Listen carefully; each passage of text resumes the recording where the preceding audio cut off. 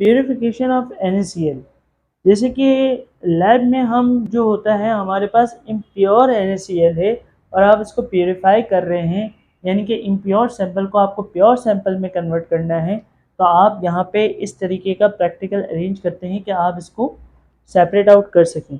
याद रखें, impure sample की प्योरीफिकेशन हम करते हैं, इस सैंपल को हम बोलते हैं कॉमन आइन इफेक्ट। कॉमन आइन इफेक्ट इस प्रैक्टिकल में हमारे पास एक होती है राउंड बॉटम फ्लास है, और राउंड बॉटम फ्लास में हमारे पास एक रबड़ का कॉक लगा हुआ होता है, जिसमें हमारे पास दो स्मॉल होल होते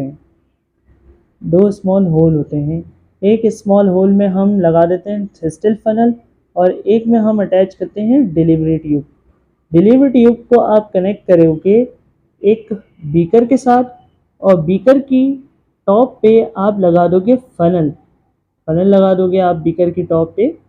तो बीकर की टॉप पे आपने फनल इस तरीके से प्लेस कर दिया और इसको कैप कर दिया। कैप करने के बाद याद रहे कि ये जो डिलीवरी ट्यूब है, यहाँ से जो भी गैस निकलेगी वो हमारे पास यहाँ पे जानी चाहिए।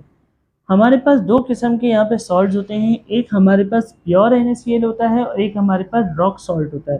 तो प्योर NaCl जो है वो आप यहाँ पे डाल देंगे, प्योर NaCl, और रॉक सॉल्ट का आप सोल्यूशन बनाएंगे। रॉक सॉल्ट का सबसे पहले आपने बनाना है एक बीकर में 20 ml सैचुरेटेड सोल्यूशन। आपने रॉक सॉल्ट का सैचुरेटेड सॉल्यूशन बनाया NaCl का, फिर आपने इसको फिल्टर करना है। फिल्टर करने के बाद आपने इस कंटेनर में इस सॉल्यूशन को फिल कर देना है। याद रहे कि ये हमारे पास जो है वो रॉक सॉल्ट है। रॉक सॉल्ट जो होता है वो इम्प्योर होता है।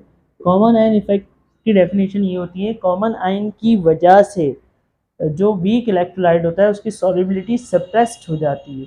वीक इलेक्ट्रोलाइट जो होता है वो हमारे पास वैसे ही कम डिसोसिएट हो रहा होता है, बट कॉमन आयन अगर उसका आ जाए उसमें तो डिसोसिएशन और कम हो जाती है। ये रॉक सॉल्ट आपने डाल दिया, और क्रिस्टल फनल से आप कंसनट्रेटेड HCl डाल सकते हैं। जैसे आप कंसनट्रेटेड HCl डालेंगे, HCl जो है वो NaCl के साथ ब्रेक करेगा, और HCl NaCl के साथ ब्रेक करके यहाँ से गैस रिलीज होगी, और गैस यहाँ पे जाएगी HCl की गैस जब यहाँ पे जाएगी तो यहाँ पे हमारे पास NaCl का अनरिफाइंड सॉल्ट का सोल्यूशन होगा। अनरिफाइंड सॉल्ट के सोल्यूशन के साथ जब HCl ब्रेक करेगा, जैसे कि अगर हम बात करें इसकी केमिकल इक्वेशन की, तो NaCl है, NaCl जब डिसोसिएट होगा तो हमारे पास Na+ आयन में होगा और Cl- आयन में होगा। लेट सपोज कि यहाँ से आपने HCl गैस पास की, तो ये हमारे पास H+ आयन होगा और Cl- आयन होगा।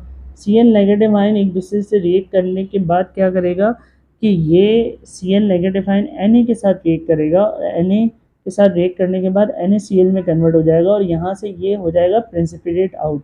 ये जो हमारे पास प्रिसिपिटेटेड NaCl होगा सॉलिड फॉर्म में, हम इसको फिल्टर के थ्रू अलग कर लेंगे।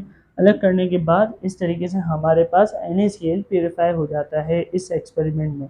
इस एक्सपेरिमेंट से रिलेटेड जितने भी क्वेश्चंस हैं, तो वो ये क्वेश्चन है कि हमारे पास NaCl की डेफिनेशन पूछी जा सकती है, इसके अलावा सॉल्युबिलिटी प्रोडक्ट और यूनिट ऑफ सॉल्युबिलिटी प्रोडक्ट, या हमारे पास ratio between solubility and case भी ये पूछा जा सकता है। Thank you for watching this video. Take care, अल्लाह हाफिज़।